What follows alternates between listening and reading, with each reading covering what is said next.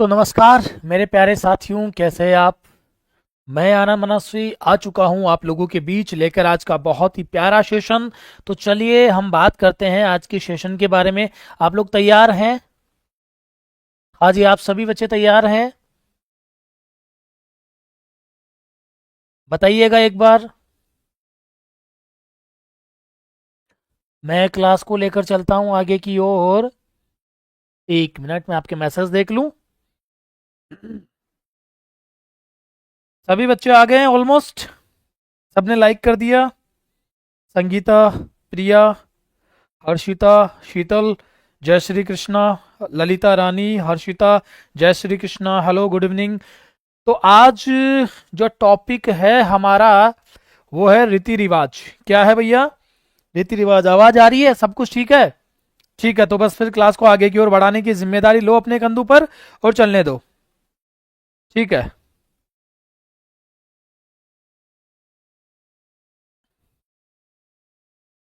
हाँ जी, आ गए, सब आ गए। ठीक है, सब आ गए तो फिर शुरुआत कर देते हैं। पहला सवाल मैं आप लोगों के लिए लेकर आया हूं, वो है निम्न में से कौन सा संस्कार बच्चे के जन्म के बाद का है? बच्चे के जन्म के बाद का कौन सा संस्कार है? आप सिर्फ इतना मुझे बता दीजिए। सिर्फ इतना बता दीजिए, बच्चे के जन्म के बाद का कौन सा संस्कार है?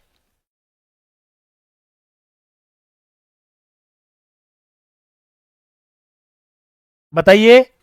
तो सबसे पहले जो मैं बात करूं, गर्भाधान आपके सामने लिखा हुआ है। यह पहला संस्कार होता है जीवन में। यह प्रथम संस्कार है। प्रथम संस्कार है। गर्भाधान क्या है? पहला संस्कार है। जो दूसरा संस्कार है वो कौन सा है बेटा जी? दूसरे या तीसरे माह में किया जाता है। दूसरे या तीसरे माह के अंदर जो बच्चा पेट के अंदर है वो अच्छा विकसित हो, पल्लवित हो, है ना, आदि चीजें हो, इसे कहते हैं। और बेटा जी इसका जो तीसरा जो संस्कार है वो गर्भस्थ शिशु के लिए किया जाता है। मानसिक एवं शारीरिक द्वितीय व पांचवें संस्कार। ये देखिए, ये वाला भी, ये भी तो जातकर्म क्या है बच्चा? ये जातकर्म है जो बच्चे के जन्म के बाद में किया जाता है। बच्चे के जन्म के बाद में डी यानी कि आपका जातकर्म किया जाता है। जातकर्म क्या है? नाल काटना। नाल काटना, बच्चे की नाल काटना उसके पिता के द्वारा। पिता के द्वारा जो बच्चे की नाल काटी जाती है उसको जात कर्म संस्कार के नाम से जानते हैं। लाइक, शेयर और कमेंट की बौछार हो जानी चाहिए क्लास के अंदर आप लोगों के बीच। ठीक है, तो इतना सा मामला क्लियर हो गया। हाँ, अब इसके बाद अगला सवाल देखते हैं। किस संस्कार के तहत बच्चे के जच्चा ग्रह से बाहर लाकर सूर्य दर्शन करवाए जाते हैं? जच्चा ग्रह से बाहर लाकर सूर्य दर्शन कब करवाए जाते हैं? इसका क्या रहेगा जवाब? सबसे पहले तो सर आप हमें ये जो पहला लिखा हुआ है जिसे नामकरण कह रहे हैं, ये क्या है? 8-10 दिन के अंदर अंदर, 8-10 दिन के बाद नाम रखना। नाम रखना पंडित जी के द्वारा अच्छा मुहूर्त देखकर क्या किया जाता है? नामकरण किया जाता है। फिर अन्न प्रसारण, ये अन्न प्रशासन, ये बेटा जी 6 माह के अंदर होता है। 6 माह बाद पहली बार बच्चे को खिचड़ी वगैरह बनाकर खिलाना, पहली बार अन्न खिलाना। ठीक है ना?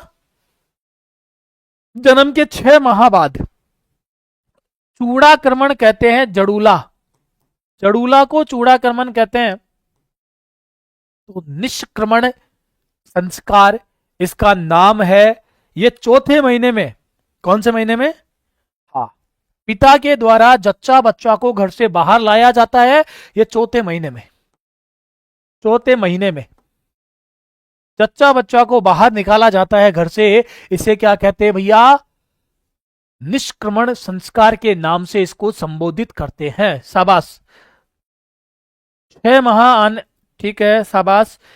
किट्टू, रमनदीप, देवी सिंह, चिंतल, शिखा, ललिता, सुरेश, प्रिया, बहुत अच्छा बेटा जी, सब बच्चे सही जवाब दे रहे हैं, बहुत अच्छे से पढ़ रहे हैं। अगला सवाल देखते हैं।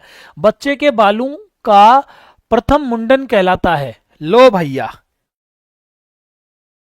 बच्चों के बालों का प्रथम मुंडन क्या कहलाता है?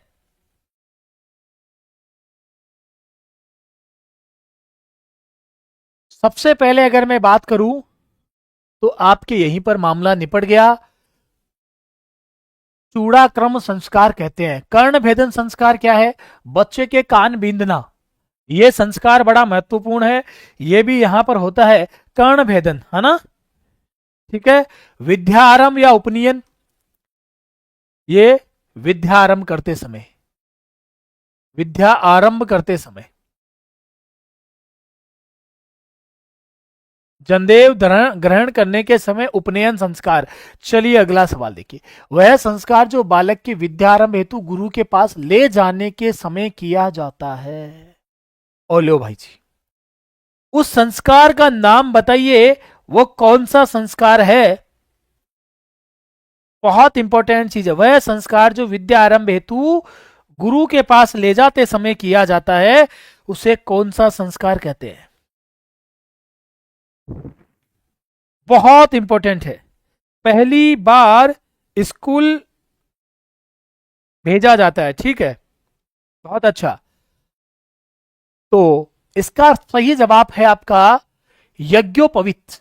यज्ञोपवीत, इसे ही उपनयन संस्कार कहते हैं। उपनयन अभी हम पढ़ के आए पीछे, उपनयन संस्कार इसे ही कहते हैं, है ना। और पाणी ग्रहण संस्कार का संबंध किससे है? ये शादी से संबंधित एक संस्कार है, शादी से संबंधित एक संस्कार है।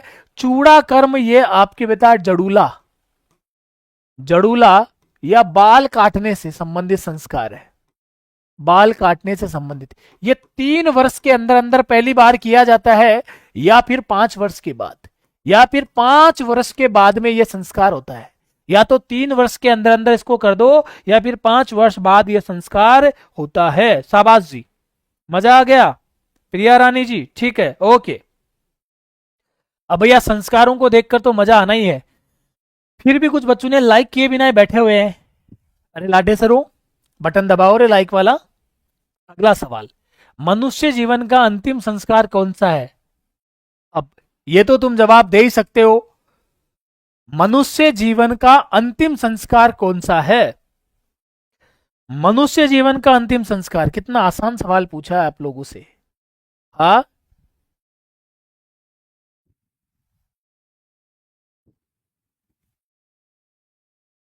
बताइए।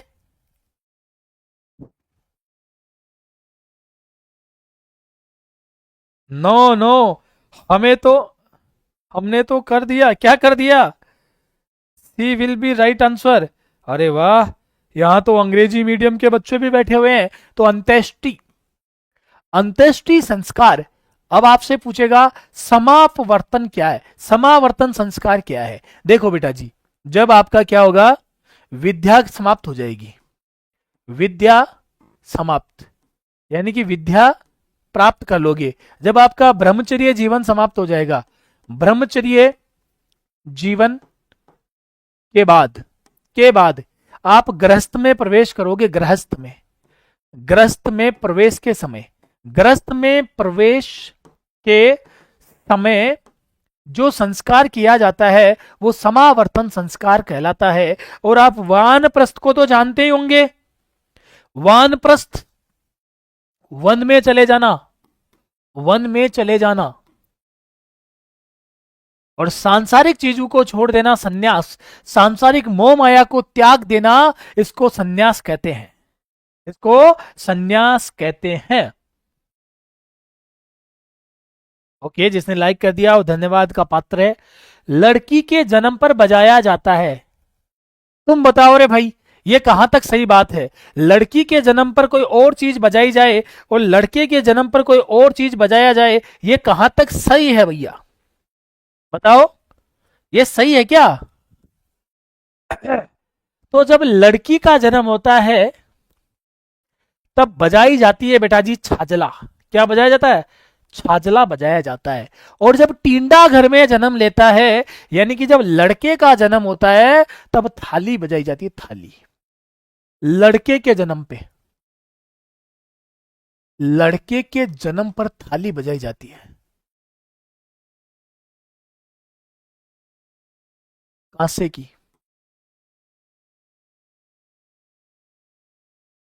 कांसे की थाली बजाई जाती है लड़के के जन्म के ऊपर। ये बात देख लो, इतना भेदभाव है। बिल्कुल सही नहीं है, बिल्कुल सही बात है भैया। छाजला, क्या बात हुई? छाजला बजाओगे तो छाजला बना रहता है किसका? जो पानी आती है ना, पानी पानी का बना रहता है, उसको बजाओगे तो आवाज ही नहीं आएगी, यानी कि किसी को पता ही नहीं चलेगा भाई क्या हुआ है। हाँ, थाली बजाओगे तो आवाज दूर तक जाएगी, छाजले की आवाज कोई दूर तक जाती है क्या? इसलिए छाजला बजाते था कि मालूम ही नहीं चले किसी को। सर जी, इतना भेदभाव क्यों करते हैं? शारदा जी क्या कहें, भेदभाव तो आज से नहीं है, बहुत लंबे समय से भेदभाव है। इतने लंबे समय से भेदभाव आप सोच भी नहीं सकते हो। सतयुग से, त्रेता से, द्वापर से, हर समय भेदभाव तो चलता आया है। उसको धीरे धीरे निदान होगा तो छाजला कटोरी चम्मच छड़ी सब हो गया। अब आगे चलते हैं। सुहावड़ क्या है, इसे कौन बताएगा? इसका जिन्होंने अनुभव ले लिया है, हमारे तो लड़की होने पे कुछ नहीं बजाते। अच्छा, अरे लड़कों के कान के नीचे बजाना चाहिए ना। चलो भैया, तो भी सुहावड़ क्या है, कौन इसका जवाब देगा? बड़ा खतरनाक वाला मामला है।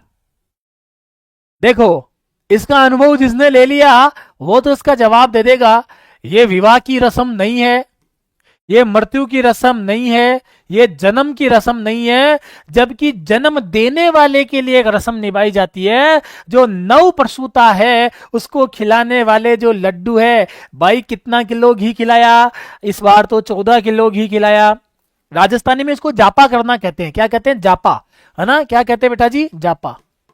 इसको जापा कहते हैं राजस्थानी में। और जापे में इसमें जो विभिन्न प्रकार के लड्डू बनाए जाते हैं, जैसे आपको लोध खिलाई जाएगी, अजवान खिलाई जाएगी, मेथी खिलाई जाएगी, और भी खूब सारी चीजें खिलाई जाएगी। इसको जापा कहते हैं, नव प्रसूता को खिलाए जाने वाले लड्डू, ताकि वो बच्चे की केयर अच्छे से हो पाए। तो सी सही जवाब है। बेटा लाइक करने में कंजूसी कर रहे हो तुम लोग, कुछ बच्चे बिना लाइक किए देख रहे हो, ये गलत बात है ना? सूट, अजवाइन, खांड, इनका मिश्री के लड्डू बनाकर खिलाए जाते हैं, ठीक है। चलो अगला सवाल देखो। जन्म के समय एक आयोजन जिसमें पूजा के लिए गांव के कुएं पर एक शोभा यात्रा ले जाई जाती है, उसको क्या कहते हैं? कौन क्या कह रहा है? श्रद्धा सैनी, ओहो सर जी। हाँ बिल्कुल बेटा, यस, ओके। उसको क्या कहते हैं आप बता दो मुझे, इसे किस नाम से संबोधित करते हैं? तो केरियावर, जलवा समारोह, बोबा देना समारोह, तोरण समारोह। तो इसका जो राइट आंसर है वो है जलवा समारोह। इसे पनघट पूजा भी कहते हैं। क्या कहते हैं? पनघट पूजा, पनघट पूजा भी कहते हैं।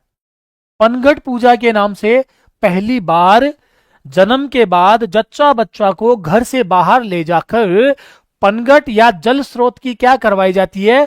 पूजा करवाई जाती है। तो बच्चा, इसको हम क्या कहते हैं? जलवा प्रोग्राम कहते हैं। क्या है ये? वो वाला जलवा नहीं है, मेरा ही जलवा जलवा, वो वाला जलवा नहीं है ये जलवा प्रोग्राम की बात हो रही है, ठीक है ना?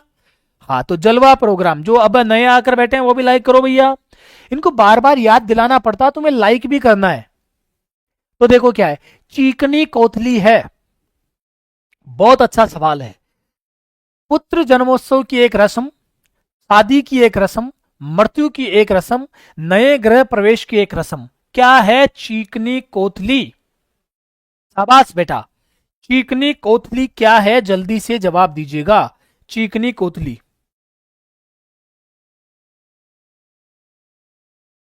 शाबाश, वेरी गुड। तो यह है शादी की एक रस्म। शादी की एक रस्म कैसे? जब आपकी हो जाएगी सगाई, अरे गुरुजी आज की क्लास को सुन सुन के तो मजा आ रहा है, हमारे साथ भी ये सारी घटनाएं घटित होंगी क्या? अगर भैया नौकरी लगे तो जरूर घटित होगी, इति सिद्धम।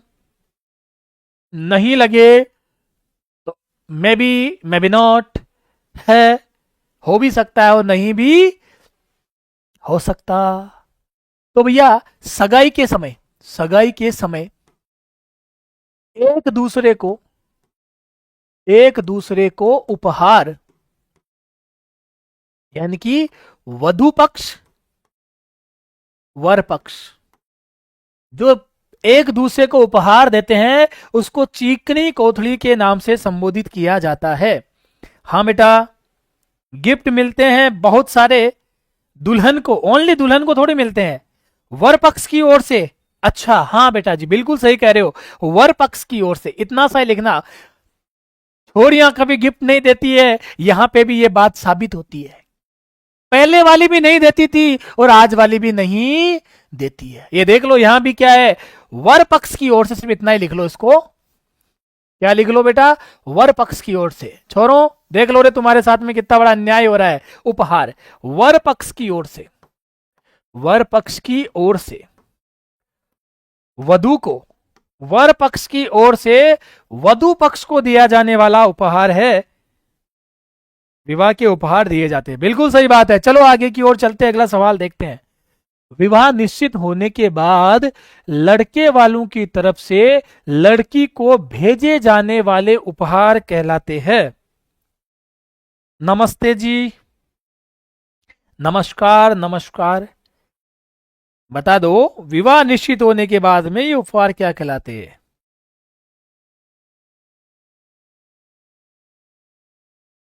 क्या टीका कहलाते हैं क्या?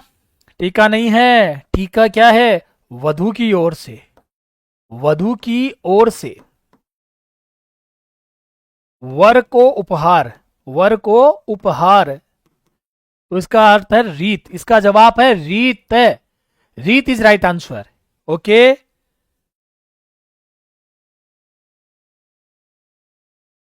आपने भी ना दिया, शारदा कह रही हमने भी ना दिया। चलो फिर अगले सवाल की ओर बढ़ो। बड़े अच्छे अच्छे सवाल आज आपसे होते जा रहे हैं, बड़ा मजा आ रहा है भैया। रीति रिवाज जिसने अभी तक नहीं जिए वो आज की क्लास से जीना शुरू कर दे। ठीक है, राजस्थान की संस्कृति में मूंग धना क्या है? ये एक अच्छा सवाल है, ये कई बार पूछा जा चुका है। मूंग धना क्या है? बहुत अच्छा सवाल है। बेटा सबसे पहले होती है आपकी विनायक पूजा। क्या होती है? विनायक पूजा। इस विनायक पूजा के बाद में होती है आपके पेट पूजा की व्यवस्था। क्या होती है?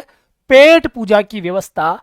और पेट पूजा की व्यवस्था करने के लिए सबसे पहले लगाई जाती है भट्टी, और उस भट्टी को जलाने के लिए सबसे पहले एक टहनी वृक्ष की काट कर लाई जाती है, और उसके साथ में जो बहुत सारे फर्नीचर जो उसमें जलाने के लिए लाते हैं, कटवा के गट्टे वगैरह वो लाए जाते हैं। उनका स्वागत करने की जो रस्म है उसको मूंग धना कहा जाता है। वेरी इंपॉर्टेंट सवाल है। तो माता पिता, माता जी को मेहंदी नहीं, वधु को मूंग और घी नहीं भाई, लाख की चूड़ियां चांदी के कड़े नहीं, भोजन पकाने के लिए लकड़ियों को विनायक स्थापना के पश्चात लाई जाती है, उसको कहते हैं भैया जी क्या, मूंग धना की रस्म। और इसको भी भैया हम राजस्थानी इतने जोरदार है, इसे भी पहले पूजते हैं उसके बाद में काम शुरू करते हैं। गणेश पूजा फिर पेट पूजा, बिल्कुल सही है, पहले गणेश पूजा और बाद में अपनी पेट पूजा। सही कह रहे हो भाई आप। चलिए अगला सवाल देखते हैं। नेक्स्ट सवाल, निम्नलिखित में से राजस्थानी परंपरा में विवाह से पहले दुल्हन और दूल्हे को धागे से बांधा जाता है और विवाह के बाद धागा हटा दिया जाता है, उसे किस नाम से संबोधित करते हैं? बताइए, किस नाम से संबोधित करते हैं? सामेड़ा, बारात का स्वागत, पहरावनी, वस्त्र आदि देना, उपहार, वस्त्रों का उपहार, बड़ी, ये बरी है, बरी, ये बड़ी नहीं है, बरी पडला, वधु के वस्त्र उपहार आदि, उपहार आदि वर की ओर से, वर की ओर से, वर पक्ष की ओर से। तो क्या हो गया, इसे कहते हैं काकन डोरा। इसे क्या कहते हैं बेटा जी, इसे काकन डोरा कहते हैं। अब आप बता दो, वर के कौन से हाथ में और वधु के कौन से हाथ में काकन डोरा बांधे जाते हैं, इतनी सी आप मुझे बता दो। जो काकन डोरा ना, तो वो वधु के कौन से हाथ में बांधे जाते हैं? तो वधु के बाएं हाथ में बांधे जाते हैं, बाएं में, और वर पक्ष के दाएं हाथ में बांधे जाते हैं, दाएं। इसे भी आपको बड़े अच्छे से याद रखना है। वधु के बाएं हाथ में काकन डोरा बोलते हैं हमारे, तो बिल्कुल काकन डोरा यही है, आपके काकन डोरा कहते हैं। ठीक है, ओके। अगला सवाल, राजस्थानी संस्कृति में जानोटन क्या है? लो भैया, अच्छा सवाल है। भूमि का माप, एक प्रकार का लोकगीत, कृषि कर, वर पक्ष की ओर से दिया जाने वाला भोज। जानोटन क्या है? जानोटन किसे कहते हैं?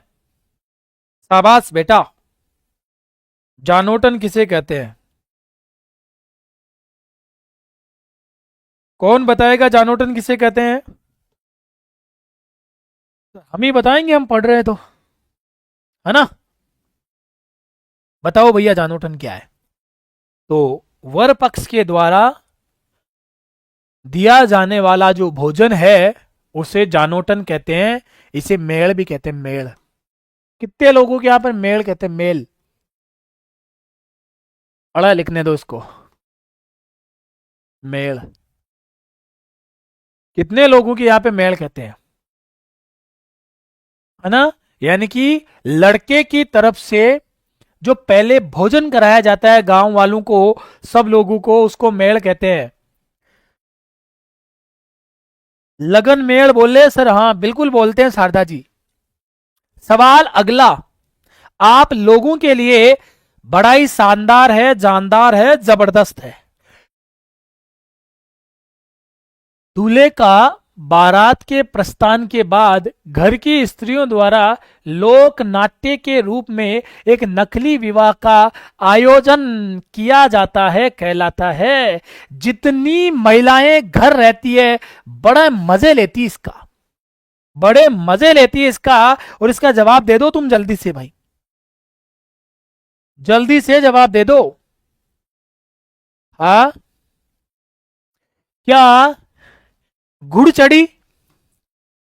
हाँ, क्या है? घुड़चढ़ी। इसको हम क्या कहते हैं? घोड़ी, घोड़ी पर चढ़ना, घोड़ी पर चढ़ना। निकासी, बारात से पहले, पहले शोभा यात्रा, शोभा यात्रा, निकासी। और इसे कहते हैं टूटिया। क्या कहते हैं? टूटिया। इसमें बड़ा खतरनाक रोल किया जाता है।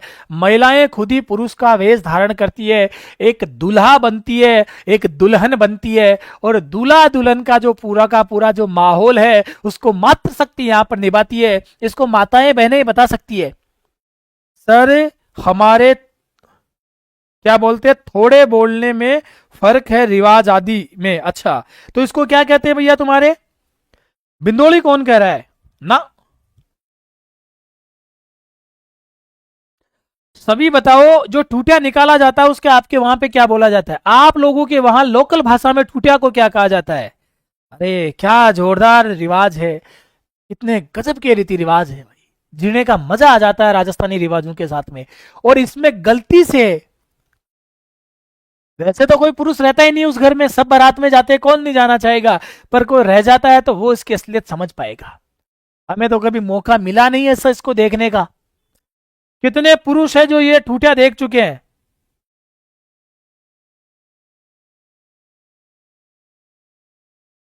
अगला, विवाह के पश्चात दुल्हन के स्वागत में दिए जाने वाला भोज क्या कहलाता है? इसे बड़े अच्छे से पढ़ना भैया, ये बहुत प्यारा सवाल बनता है ऐसा।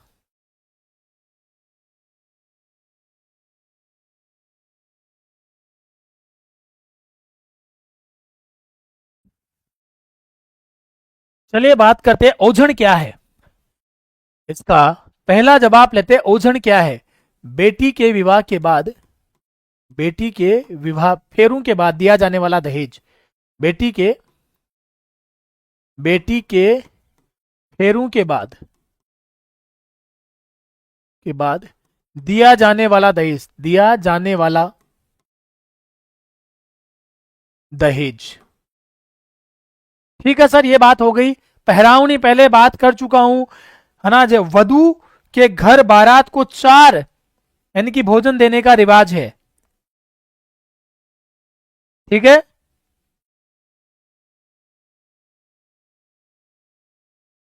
फिर जैसे आपके इसमें 4 भोजन दिए जाते हैं।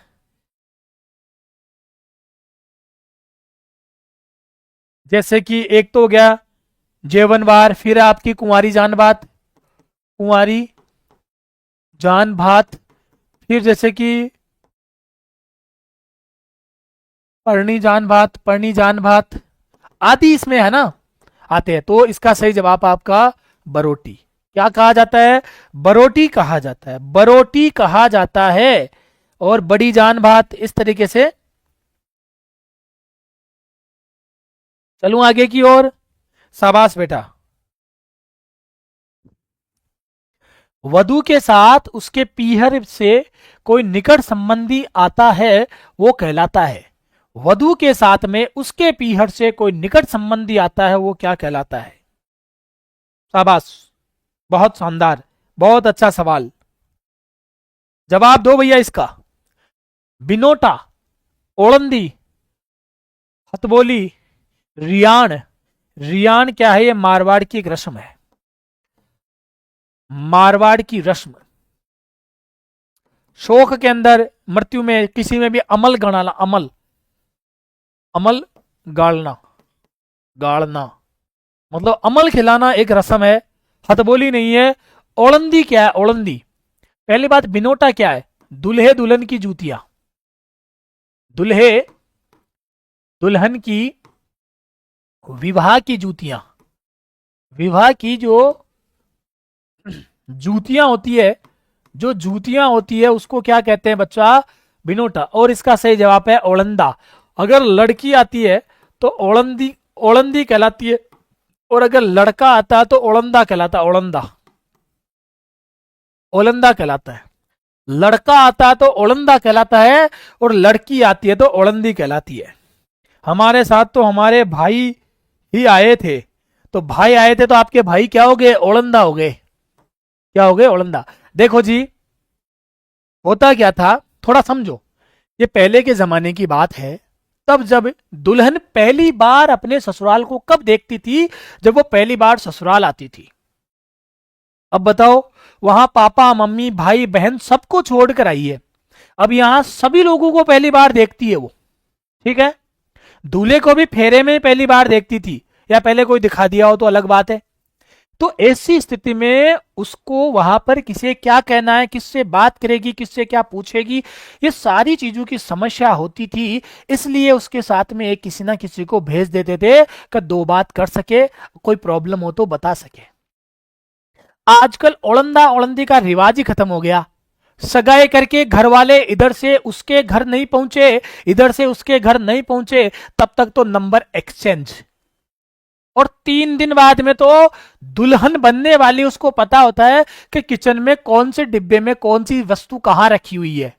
हाँ, उसका पलंग कैसा है, उसका डाइनिंग डाइनिंग टेबल कैसा है, और उसका मकान कैसा है, कौन पापा कौन मम्मी, उनको तो छोड़ो, कौन सा कुत्ता है, कौन सी भैंस है, कौन सी गाय है, कौन सी खटिया कहां पर रखी हुई है, इतनी सारी चीजें उसको पता चल जाती है। तो ओलंदा ओलंदी लाने की जरूरत ही नहीं है, वो आते ही पहले फटकार दे लेती है पूरे घर के अंदर, सब कुछ मालूम है उसको, है ना। तो आजकल ओलंदा ओलंदी की क्या है, जरूरत ही खत्म हो गई। बिल्कुल शारदा, मेरी क्लास डेली होती है, इसी समय होती है। ठीक है, तो इसको हमने क्या कह दिया? इसको कहते हैं ओलंदी कहते हैं। बोलो भाई, समझ आया? हाँ, अच्छा, संगीता जी कह रही हमारे जाते हैं आज भी ओलंदी। ठीक है भैया, राजस्थान में बढ़ार क्या है? एक अच्छा सवाल आपसे। राजस्थान में बढ़ार किसे कहते हैं? अब कहां बेचारे उड़ंदा उड़ंदी की, कौन लेगा इतनी टेंशन? बताओ, राजस्थान में बढ़ार क्या है? बढ़ार बेटा जी सामूहिक प्रतिभोज, रात का भोजन, सुबह का भोजन या त्रयोदशी संस्कार।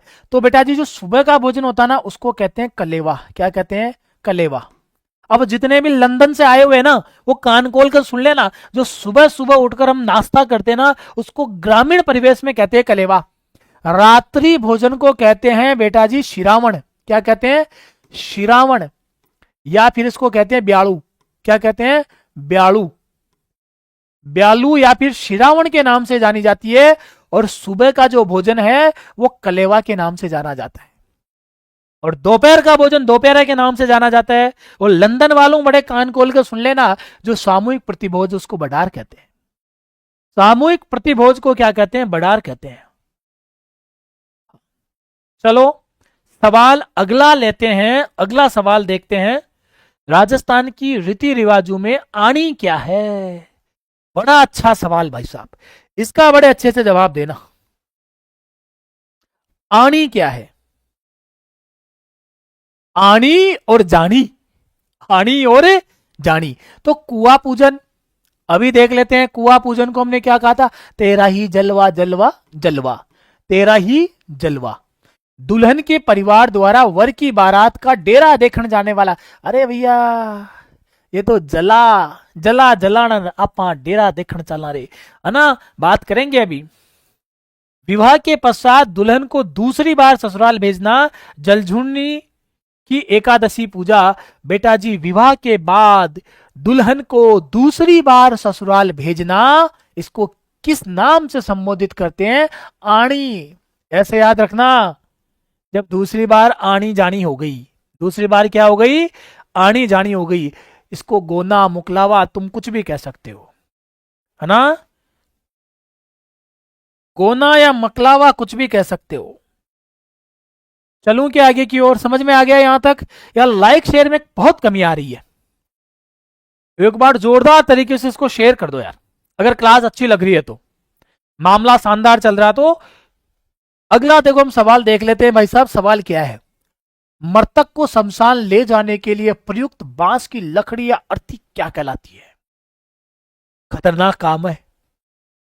कच्चे कलेजे वाले अब मेरी क्लास से चले जाएं दूर, क्योंकि तुम्हें मैं मृत्यु का भी है ना पूरा का पूरा वर्णन करके बताऊंगा।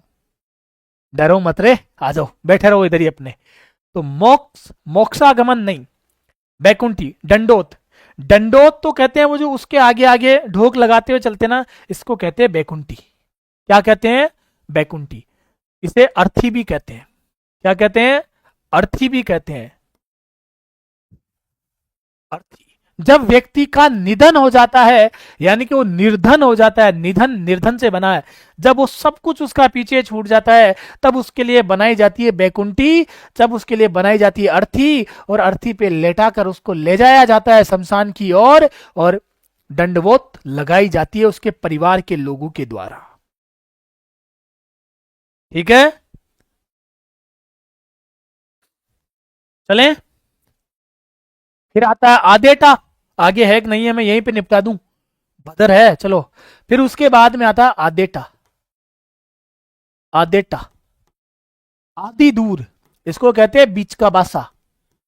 बीच का बासा, यानी कि जो आगे वाले थे वो पीछे जाते हैं, जो पीछे वाले थे वो आगे आते हैं। अर्थी को शमशान और घर के बीच में जहां तिराया है उस जगह पे रखा जाता है, और आदेटा जिसे कहते हैं बेटा जी। और उसके बाद में एक शब्द होता है लापो। लापो, लापो। बड़े पुत्र के द्वारा, बड़े पुत्र के द्वारा शव को अग्नि दाग, मतलब अग्नि लगाना, अग्नि लगाना, इसको कहते हैं लापो लगाना। क्या कहते हैं बेटा? लापो लगाना। देखो गायब हो गए आधे से ज्यादा। अरे भाई साहब आधे भग गए। अरे डरपो को, ये तो शाश्वत सत्य है। कहां जा रहे हो इसे भग भग के, आओ इधर। फिर उसके बाद में क्या होती है, कपाल। कपाल यानी कि कपाल क्रिया, अंतिम रूप से मामला फिनिश। चलो तुम डरो मत, आगे चलते हैं हम यहां से। भदर का संबंध किससे है? भदर का संबंध किससे है? भदर का संबंध किससे है? भदर का संबंध किससे है?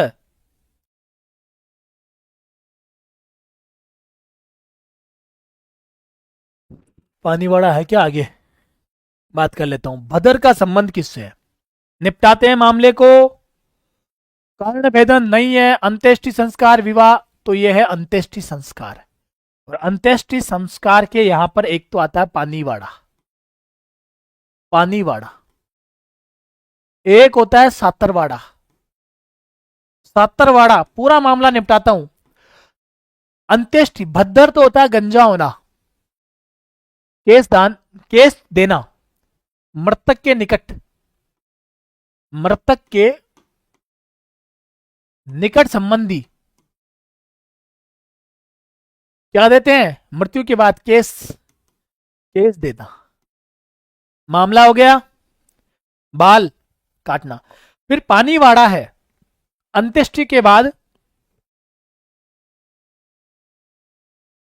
अंत्येष्टि के बाद सामूहिक, सामूहिक स्नान,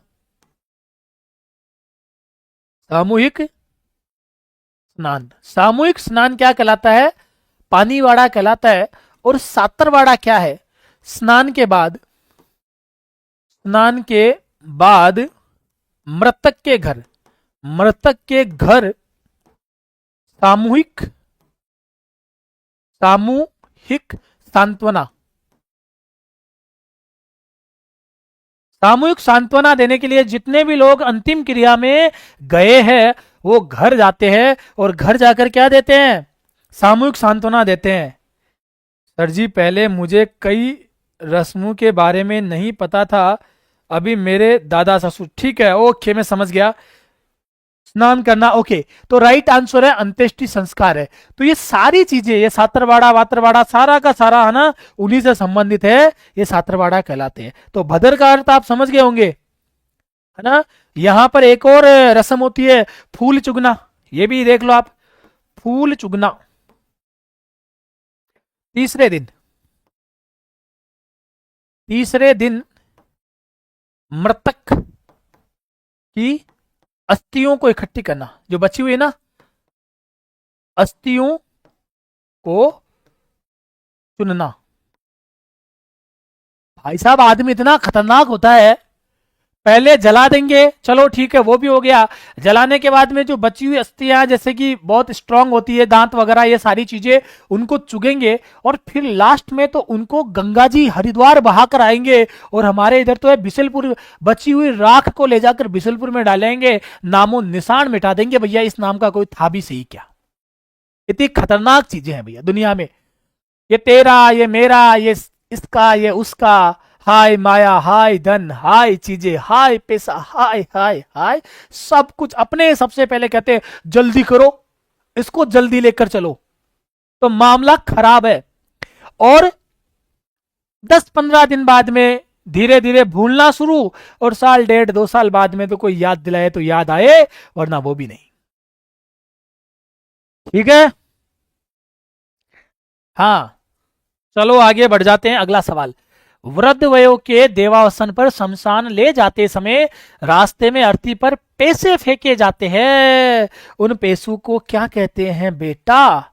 उन पैसों को क्या कहते हैं बताओ? गंगा जी में बात है हमारे, बिल्कुल गंगा जी में बात है भाई।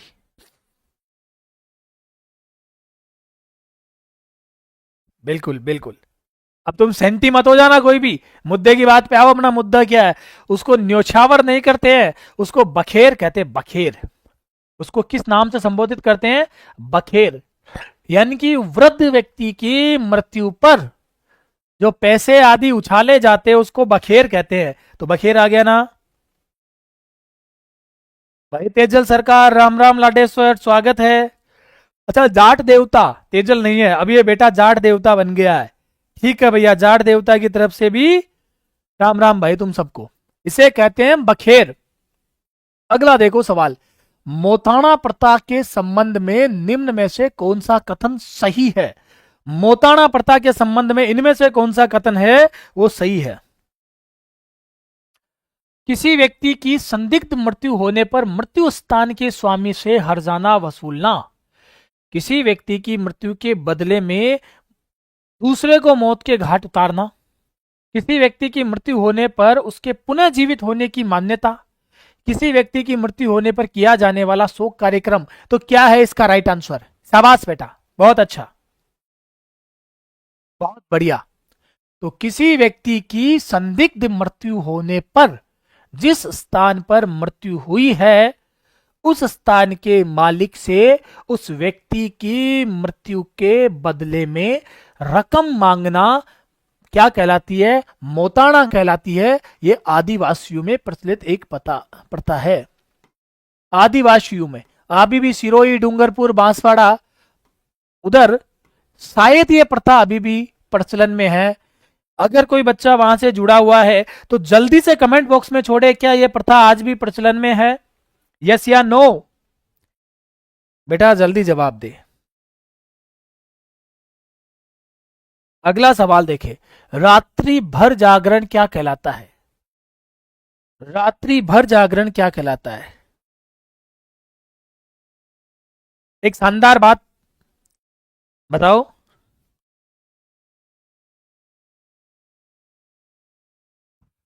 ओज को, सनकनो, अवाह है, अवोचन।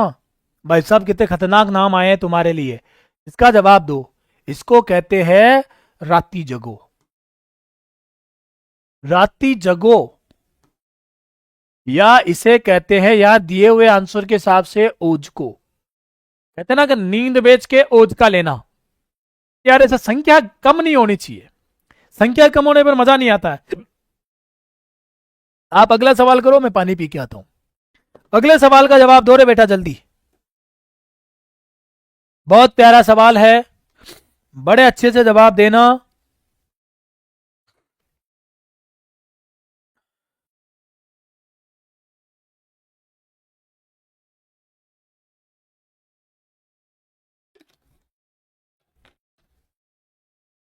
हम्म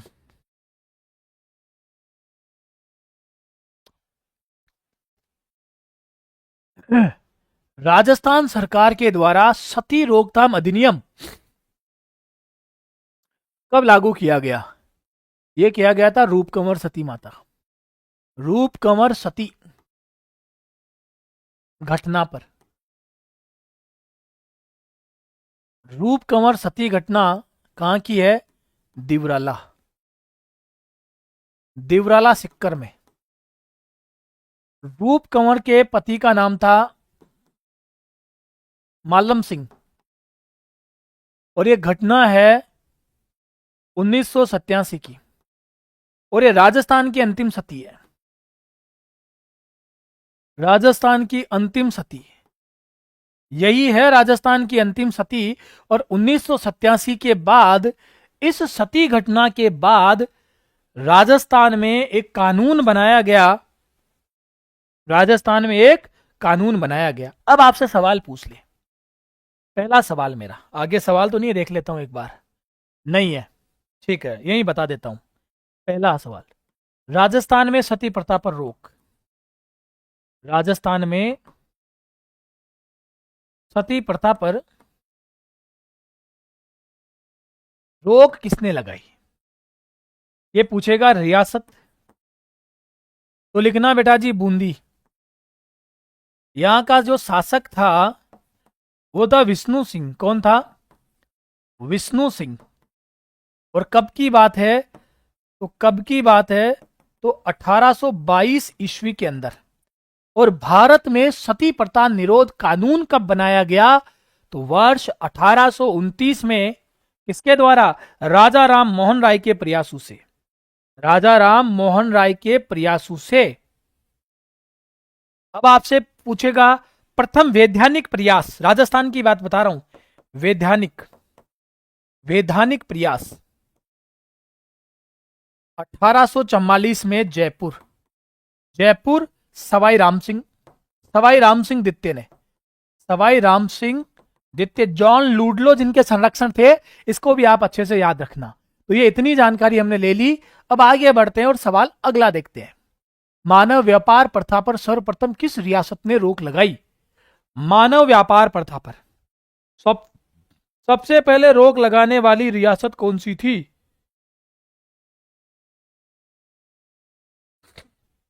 शाबाश बेटा। राम राम भाई, आप सबको राम राम। आपके जवाब नहीं आ रहे हैं, क्या चक्कर है लाडेसर बच्चों?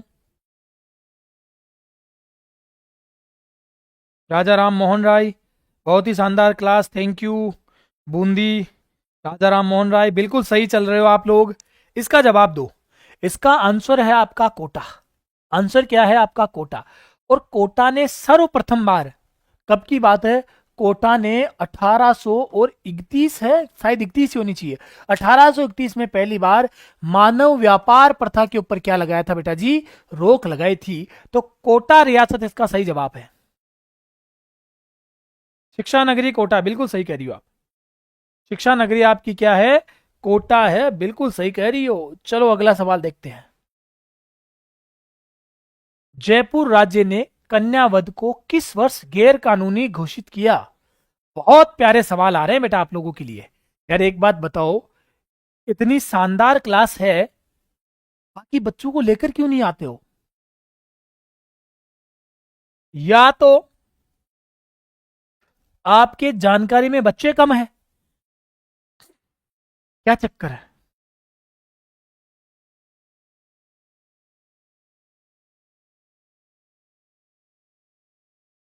जयपुर राज्य ने कन्यावध पर पहली बार रोक कब लगाई? बताओ।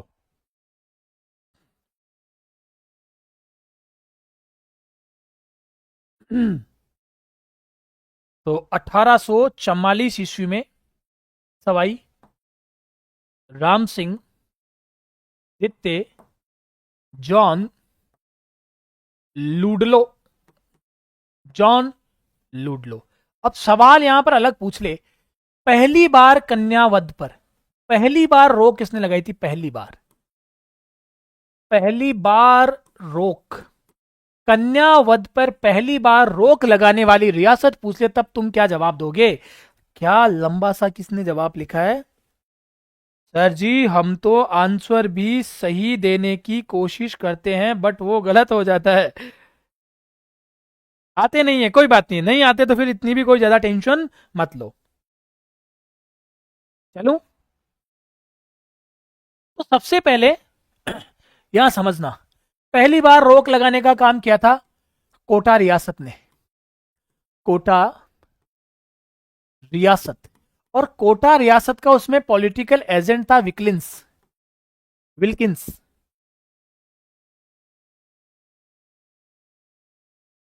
विल्किंस। और उसके बाद बेटा जी, ये बात है आपकी 1833 ईस्वी की। फिर उसके बाद में बात करूं तो 1837 ईस्वी में रतन सिंह बीकानेर, रतन सिंह बीकानेर के राजा ने 1837 के अंदर, रतन सिंह बीकानेर का शासक था उसने।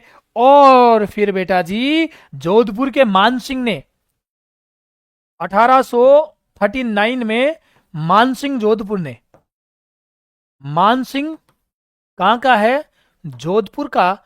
और फिर 1844 के अंदर जयपुर के शासक ने। तो इस तरीके से सबसे पहली रोक लगाने वाली कौन सी थी? आपकी कोटा रियासत थी। इतना शानदार, इतना डेप्थ में तुम बड़ी रकम देकर पढ़ोगे ना, तब पढ़ाएंगे लोग।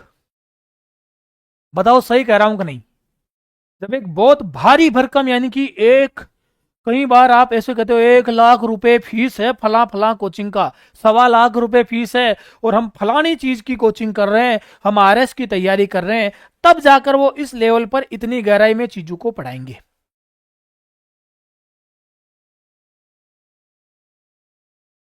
चलें, चलो ये लाखों वाली तो फिर रह गई, फिर भी कम से कम आप 10,000, 15,000, 20,000 की फीस देकर ये चीजें पढ़ पाते हैं। बोलो रे भाई। अगला सवाल, राजस्थान में त्याग प्रथा का संबंध किस वर्ग के समाज से था? बहुत अच्छा सवाल है। पहली बार त्याग प्रथा पर रोक किसने लगाई, इसके बारे में भी बात करेंगे, है ना। तो पहली बात, त्याग प्रथा क्या थी? देखो बेटा जी, एक त्याग प्रथा थी, ये क्षत्रिय यानी कि राजपूत जाति के लोगों से थी।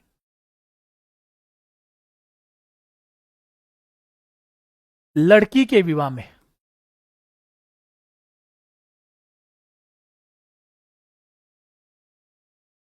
चारण भाट द्वारा, चारण भाट द्वारा कुछ भी मांग लेने पर उस राजा को क्या करना पड़ता था भैया? वो चीज उन्हें देनी पड़ती थी। उपहार में कुछ भी मांग लो, कई बार तो जागीर भी मांग लो ना, तो एक बार तो देनी पड़ती थी, चाहे फिर दोबारा लड़के युद्ध करके वापस ले लो। एक बार कुछ भी मांग लेगा वो वस्तु देनी ही होती थी। तो अब यहां पे कन्या, मतलब जो त्याग प्रथा पर सबसे पहले जो रोक लगाई थी ना, वो 1841 ईस्वी के अंदर, और मारवाड़ ने लगाई थी। मारवाड़, मारवाड़ लिख दूं या जोधपुर लिख दूं, एक ही बात है, जोधपुर। और वो ही थे मानसिंह ने, मानसिंह राठौड़ के द्वारा लगाई गई थी। किसके द्वारा लगाई गई थी? मानसिंह राठौड़ के द्वारा। इस बात को आप याद रखना, पहली बार त्याग प्रथा पर रोक मानसिंह राठौड़ के द्वारा लगाई गई थी विवाह में दान मांगने पर। बिल्कुल सही कह रहे हो सूरज सिंह राणा, सही बात है आपकी। क्षत्रिय इसका राइट आंसर है। 1841 में मारवाड़ इसका सही जवाब है। चलो भैया आगे की ओर। अगला सवाल, उदयपुर राज्य में डाकण प्रथा पर प्रतिबंध कब लगाया गया? एक खतरनाक सवाल है। अगर आपने कभी, अरे वाह, आज पता है आप लोगों के बीच में कौन है? मेरे बहुत ही अजीज ऐसे व्यक्ति जिन्हें मैं हर रोज याद करता हूं, और ऐसे व्यक्ति जो अभी मेरे साथ यानी कि मेरे पास नहीं है, तो लोग उस चीज को लेके मुझे ताने मारने की कोशिश करते हैं। मेरे बिल्कुल दिल के करीब वसीम सर आपकी क्लास में बैठे हुए हैं। Thank you so much dear, class में आने के लिए। और आपको एक राज की बात बता दूं क्या? वसीम सर वही सब्जेक्ट पढ़ाते हैं जो मेरा सब्जेक्ट है। हम दोनों इतिहास, कला, संस्कृति के विद्यार्थी हैं। सब लोग एक बार स्वागत करो भैया। चलिए तो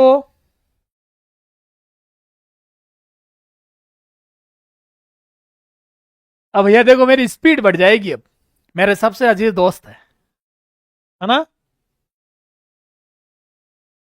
तो चले मुद्दे की बात पर आते हैं। और मैं आपको, अगर आपने 10th क्लास की एक किताब पढ़ी होगी, तो 10th क्लास की किताब में यहां पे जवान सिंह लिखा हुआ है, जवान सिंह। तो ये मामला गड़बड़ है भैया उस 10वीं क्लास की किताब के अंदर। जो पुरानी बोर्ड की किताबें थी, हाँ वहां पे आप थोड़ा ध्यान रखना भैया, ये मामला गड़बड़ है। इसका राइट आंसर है 1853 ईस्वी, और इस समय यहां पे थे स्वरूप सिंह। कौन थे भैया? Swaroop Singh is right answer. कौन है सही जवाब आपका? स्वरूप सिंह सही जवाब है। और डाकण प्रथा सबसे ज्यादा आदिवासी कम्युनिटी में, जो मीणा जनजाति है, भील जनजाति है, उनके अंदर क्या है, प्रचलन में थी। अब आज भी कुछ हद तक प्रचलन में है। अच्छा, आप सब पढ़े हो सर से? अरे भैया बहुत अच्छा, वेरी गुड। कोशिश करूंगा, कोशिश क्या, जब चीजें बहुत बेहतरीन होंगी, जब अपने ये प्लेटफॉर्म आपका, मैंने कहा था ना, ये के में चलेगा एक दिन, के में 1K 2K 12K 15K live बैठे हुए हैं, उस दिन जरूर आएंगे सर आपके इस प्लेटफॉर्म पे। ठीक है, चलिए तो डाकण प्रथा के बारे में बात हो गई है। अब आगे की ओर चलिए, और अगला हम कुछ इंपॉर्टेंट चीज देखते हैं क्या है। अनमेल विवाह व बाल विवाह निषेध अधिनियम सर्वप्रथम किस रियासत ने बनाया अनमेल विवाह? दूल्हे की उम्र महज 80 साल, दुल्हन की उम्र 25 साल, 20 साल, 18 साल, 15 साल की दुल्हन, 45 साल का दूल्हा। इसे कहते हैं अनमेल विवाह। और ये अनमेल विवाह पर पहली बार कानून बनाने वाली जो रियासत थी वो थी बेटा जी आपकी क्या? अलवर। कौन सी है? अलवर।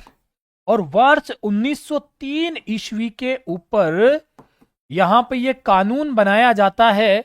और बाल विवाह निषेध जो अधिनियम है ये कहां पर आता है? तो बेटा जी ये आपके sir Pratap, sir Pratap, sir Pratap थे कहां के? मारवाड़ के पीएम है, मारवाड़ के पीएम, मारवाड़ के पीएम सर प्रताप ने लगभग 1800 और 85 होना चाहिए। एक बार आप तारीख देख लेना 1885। अरे भैया ये तो तब तो कांग्रेस की स्थापना हुई थी।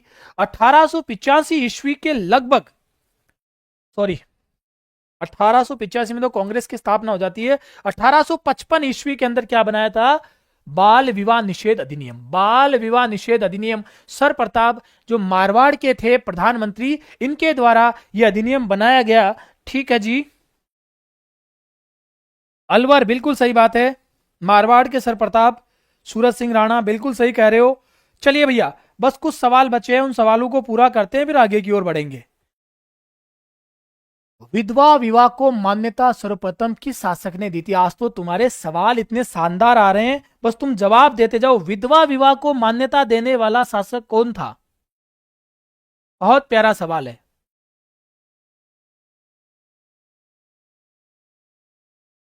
बहुत प्यारा सवाल है।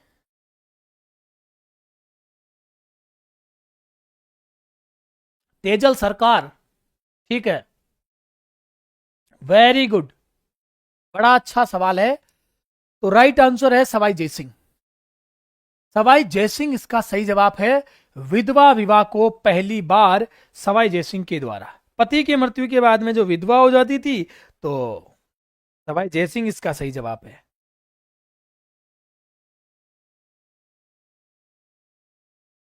सर्वप्रथम मान्यता देने की बात कर रहे हैं हम, मान्यता इन्होंने दी है। अब कानून कौन बनाया था? तो विधवा विवाह अधिनियम डलहौजी ने, डलहौजी ने। विधवा विवाह, विधवा विवाह अधिनियम, विधवा विवाह अधिनियम, विधवा विवाह अधिनियम ये 1854। और आपको पता ना 1854 में क्या आया था? वुड डिस्पेच भी आया था, वुड डिस्पेच, शिक्षा का Magna carta, would dispatch, would dispatch भी यहीं आया था अंग्रेजी शिक्षा के लिए। तो क्या जवाब रहेगा भैया? 1854 में पारित, मतलब ये कानून बनाना आरंभ किया गया। और ये कब लागू हुआ? ये अधिनियम कब लागू हुआ? 1856 के अंदर विधवा विवाह अधिनियम लागू होता है। चलिए इसके बाद आगे बढ़ते हैं। हाड़ी प्रथा से आश्रय क्या है? हाड़ी प्रथा किसे कहते हैं? शाबाश बेटा, हाड़ी प्रथा किसे कहते हैं? हाड़ी प्रथा,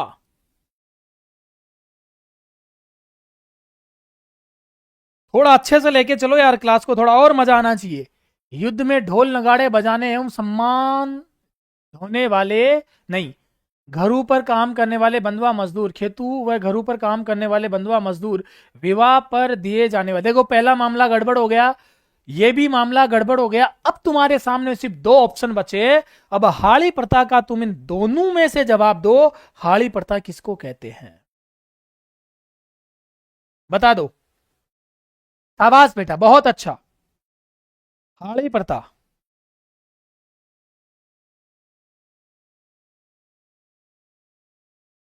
राइट आंसर है खेतों और घरों पर काम करने वाले। हाँ, अब बताओ राजस्थान सागड़ी प्रथा उन्मूलन अध्यादेश कब लागू किया गया? राजस्थान सागड़ी प्रथा उन्मूलन अधिनियम 1975 बना था इनके लिए। राजस्थान सागड़ी प्रथा उन्मूलन अधिनियम 1975 बनाया गया था हाड़ी प्रथा के लिए, इसे आप याद रखना। शारदा जी, खाना अब बस खाना खा लेना, बस 5-7 मिनट की क्लास और बची हुई है, बड़े आराम से खाना खा लेना। ये आपकी क्लास ऑलमोस्ट ओवर हो चुकी है। अब कल फिर इसी तरीके की बहुत प्यारी क्लास लेकर आऊंगा आप लोगों के बीच। जिसे पीडीएफ चाहिए इस नंबर पर कांटेक्ट कर लेना भैया, मैसेज छोड़ देना नाम लिखकर अपना, जिसने छोड़ दिया उसको पीडीएफ मिल रही है। कल बहुत शानदार क्लास रहेगी, वही 7 बजे। बाल विकास के पीवाईक्यू हो चुके एमसीक्यू लेके आऊंगा, और यहां पर एक नया टॉपिक लेकर आऊंगा। आज बस इतना ही है। कमेंट बॉक्स में मैं कर रहा हूं इंतजार, पूरे के पूरे जैसे 32 बच्चे हैं 32 के 32 कमेंट करके जाना। क्लास खत्म होने के बाद मेरी ऊर्जा दुगनी हो जाएगी कल की क्लास के लिए। तो आज बस इतना ही। Thank you so much. जय हिंद, जय भारत।